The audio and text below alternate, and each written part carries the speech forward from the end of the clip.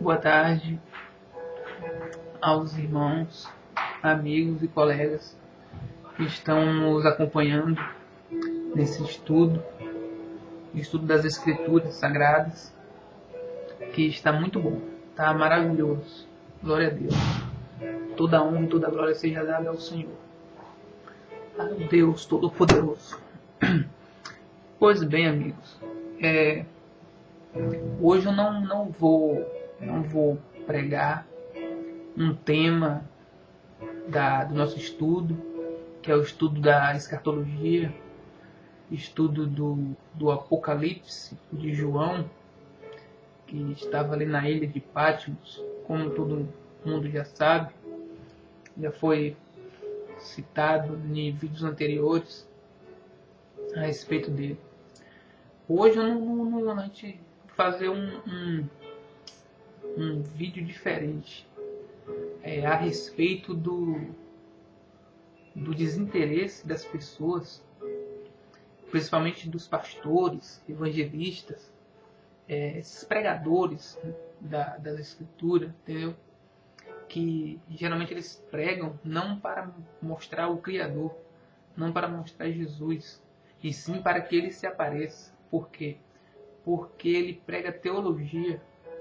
Teologia é várias palavras bonitas. Aí o pessoal fica encafifado naquelas palavras. Olha, o pregador, a palavra do pregador. Aquelas palavras bonitas, porém Jesus não aparece. Não estou falando na maneira geral, entendeu? Porque tem pessoas, tem servos ainda que pregam as Escrituras Sagradas. Tem um colega lá da Bahia, lá de Camacan, o nome dele é Adeildo. Prega muito. Gosto. O cara conhecedor das Escrituras, entendeu? Prega bastante. Gostei. É um cara que prega dentro das Escrituras, entendeu? Ele faz uma exegese do texto. Pois bem, amigos e irmãos, esse vídeo não é para relatar essas coisas, não. É para a gente focar um ponto positivo, que porém nas denominações ele está sendo negativo. Por que está sendo negativo? Porque não está mais falado. Ninguém fala a respeito disso. E eu visitando as denominações das igrejas, que eu gosto de visitar, de vez em quando eu visito, né? Nem sempre. Eu senti falta. Todas as vezes que eu vou de um lugar em outro, eu sinto falta disso. Eu observo que as pessoas não estão mais com aquele sentimento de que Jesus está voltando. Não está mais com aquele desejo da volta dele. Aquela convicção de que ele está voltando. Creio que isso virou enfado. Todo mundo fala que Jesus está voltando e Jesus nunca volta. Mas só que a gente temos que viver nessa iminência. A gente não pode perder essa iminência, porque o povo da igreja primitiva, eles viveram na iminência de que Jesus ia voltar. Eles estão dormindo, entendeu? Porque o noivo tardou. Jesus tardou para eles. Mas só que quando Jesus vier, eles vão ver. Eles vão ser arrebatados e vão ver o Messias. Por quê? Porque eles viveram na iminência de que ele estava voltando. Então, eles vão ver a honra. Eles vão ver a glória de Deus. Por quê? Porque eles viveram nessa iminência. E aí, a respeito do que eu estou falando, se encontra aqui no capítulo de 1 Tessalonicenses 5, do 5 até o 5. Vamos ler aqui para a gente poder ter uma ideia do que eu estou falando. Você não pode estar entendendo, mas quando eu acabar de ler o texto, eu creio que você vai entender. Pois bem, 1 Tessalonicenses, capítulo 5, em diante, diz assim: Mas, irmãos, acerca dos tempos e das estações, não necessitais de que eu vos escreva, porque vós mesmos sabeis muito bem que o dia do Senhor virá como um ladrão de noite. Ponto. Pois que quando disserem a paz e segurança, então lhe sobrevirá repentina destruição. Aleluia. Como as dores de parto, aquela que está grávida e de modo nenhum escapará. Pois bem, irmãos, a falta que eu estava falando é a respeito simplesmente dessa passagem aqui, que fala que o dia do Senhor virá como um ladrão, e que quando ouvir dizer, as pessoas disserem a paz e segurança, então lhe sobrevirá repentina destruição. Aí o que acontece? O que acontece, a gente vai ter agora a concordância e o contexto aqui em Mateus 24, 36. Presta atenção. Quanto ao dia e hora, ninguém sabe, nem os anjos dos céus, nem o Filho, senão somente o Pai. Como foi nos dias de Noé, assim também será na vinda do Filho do Homem. Pois, nos dias anteriores ao dilúvio, o povo vivia comendo e bebendo, casando-se e dando-se em casamento, até o dia em que Noé entrou na arca. E eles nada perceberam até que veio o dilúvio e os levou a todos. Irmão, esse texto, ele está falando algo que, se a gente for analisar, prestar atenção, são coisas lícitas que a gente pode fazer. Ele está falando que em comer, em beber, em casar e dar-se em casamento. Tem pecado nisso, irmãos? Raciocina comigo, tem pecado nessas coisas? Não tem pecado algum. Porém, tem um porém. Na iminência de um dilúvio, você vai comer, você vai beber, vai casar e dar-se em casamento, sabendo que vai vir um dilúvio para destruir. Você vai ficar o quê? Você vai ficar atento e na expectativa da vontade de Deus, para o que Ele mandar você fazer, você ir fazer. Esse povo não, o povo ficou de qualquer jeito. Da mesma forma, é no texto cá em 1 Tessalonicenses, que a gente acabamos de ler, que fala que quando ouvir dizer a paz e segurança, então lhe sobrevirá repetindo destruição. Amados irmãos, a igreja, o século XIX e o século XX, o povo vivia na iminência de que Jesus estava voltando. Todo mundo, eu lembro quando eu era pequeno, o pessoal, rapaz, Jesus está voltando, Jesus está voltando. Vamos ficar ligados, vamos buscar mais a presença dele, vamos orar mais, porque ele está voltando, ele está voltando.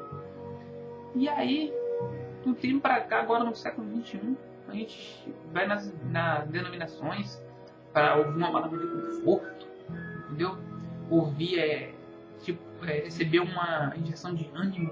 Olha, Jesus está às portas. A gente não ouve mais isso. Infelizmente, a gente não ouve. E o que a gente ouve?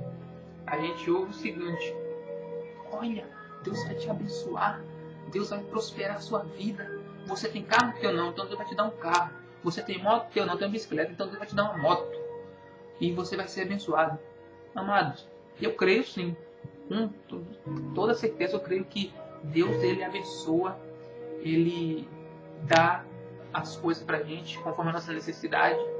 Mas Ele fala o quê? Buscar primeiramente o reino de Deus, a sua justiça, e as demais coisas vos serão acrescentadas. Porém, na iminência da volta de Jesus, no século XXI, que nós estamos vivendo, vendo essas coisas acontecendo, os sinais do início de dores, porque ainda não começou o início, está vendo tudo isso aí, essas guerras, essas coisas acontecendo no âmbito natural aqui, isso aí não é o início ainda não, o início ainda vai chegar. A gente vai ver isso aí quando a gente chegar no capítulo 12 de Apocalipse, no nosso estudo anterior, a gente vai ver a respeito disso aí. Porém, aqui, a gente tem que viver na iminência de que Ele está voltando. Então a gente tem que pregar e falar todo dia e toda hora, para os nossos colegas, nossos amigos, no nosso trabalho, nossos vizinhos, nas denominações, quando você for tiver um convite de pregar, fazer participação, alguma coisa assim, fala isso, que Ele está voltando. Por quê? Porque as pessoas hoje estão pregando o quê? Sensação de paz e segurança, irmãos. Infelizmente é o que estão pregando nos púlpitos. Você conta de a dedo, assim, você conta as igrejas que pregam a respeito do arrebatamento, a respeito da volta de Jesus. São poucas que pregam. Mas só que Jesus não quer salvar um pouco, Jesus quer salvar todo mundo. A salvação, ele é para todos. Então ele quer que todos vão morar com ele na sua glória. Que nem aquela passagem da parábola das 10 virgens. Você acha que Jesus queria salvar só aquelas 5 prudentes? Ele queria salvar as 10. Ele queria as 10, não queria só as 5 não. Mas infelizmente 5 ficou desapercebidas. Que é o que o povo hoje estão, todo mundo desapercebido, com uma leve sensação de paz e segurança. E a qualquer momento o Messias pode rasgar esse céu aí, do Oriente ao Ocidente, e levar os que estão apercebidos, as pessoas que confiam na volta dele. E aí, interessante que Jesus é tão maravilhoso que ele coloca uma palavra aqui, figurativa aqui, tão interessante, que é profundo isso aqui. Fala bem assim, ó, que o dia do Senhor virá como um ladrão de noite. Interessante, né? Vamos entender a figura desse ladrão aqui. Irmão, você sabe a que hora o ladrão pode vir na casa de alguém para roubá-lo, para saquear a sua casa?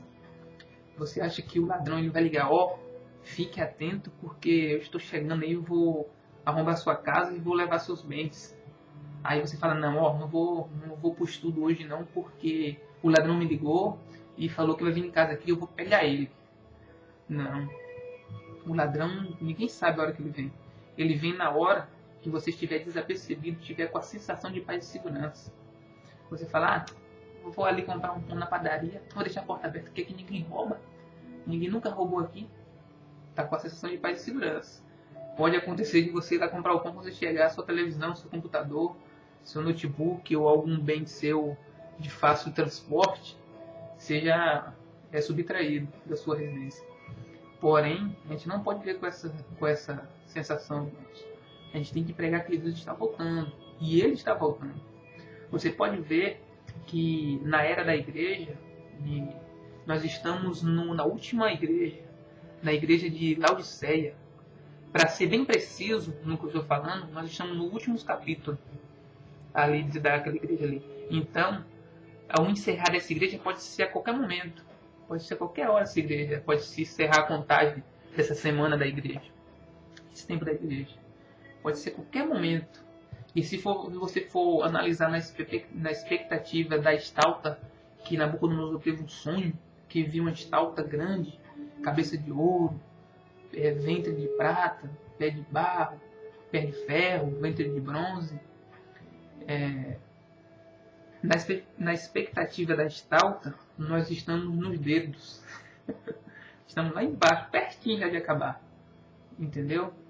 Pois a gente temos que viver na eminência de que ele está voltando. Porque ele falou que passará o céu e a terra, mas as suas palavras não hão de passar.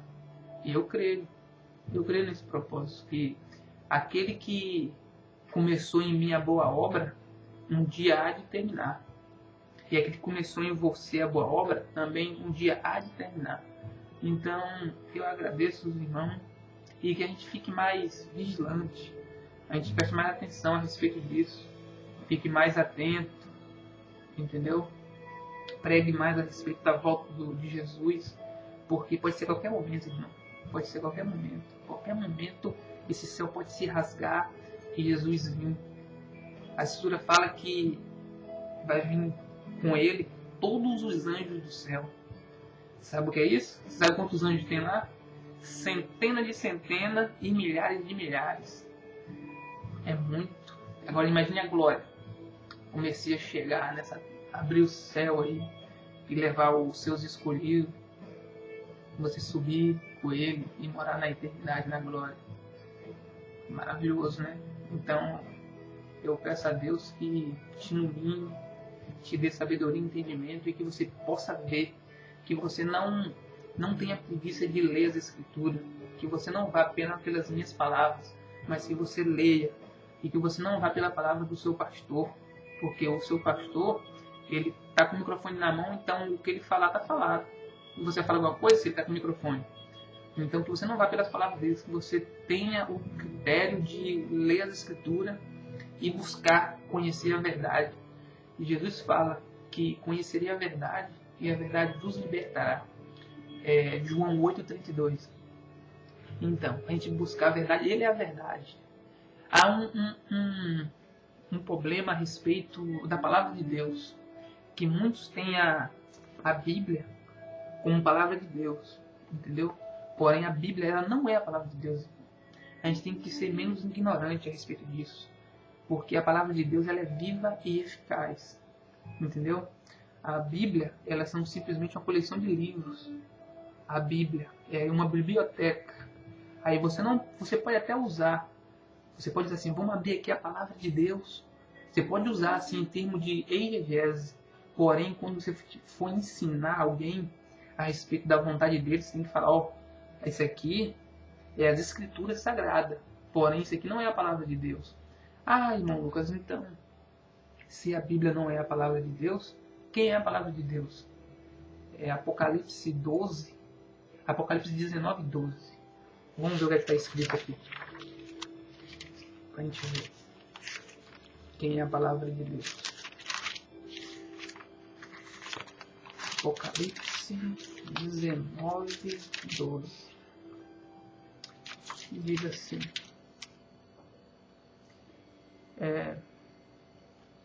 Vamos começar do 11. Apocalipse 19, 11. Para você poder entender melhor.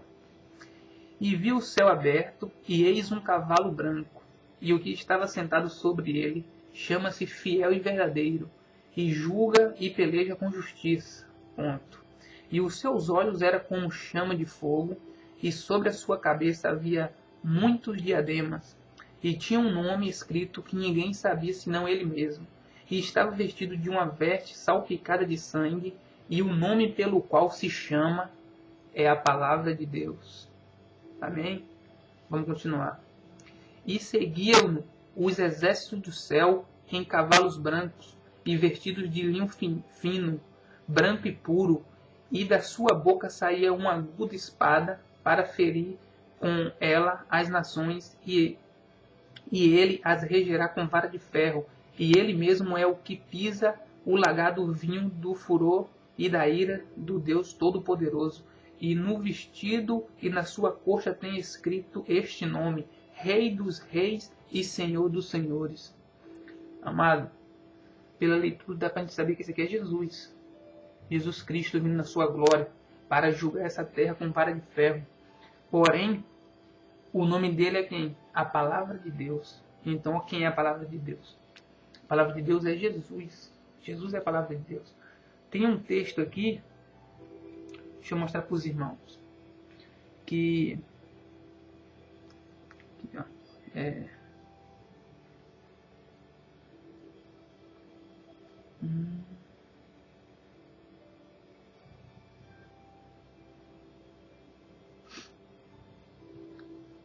Deus é tremendo.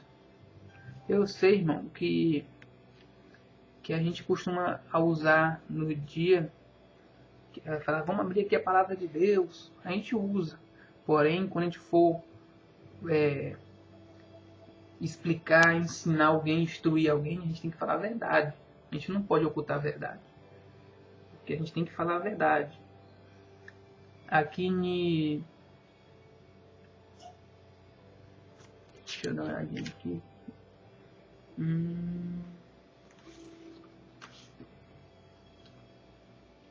Fala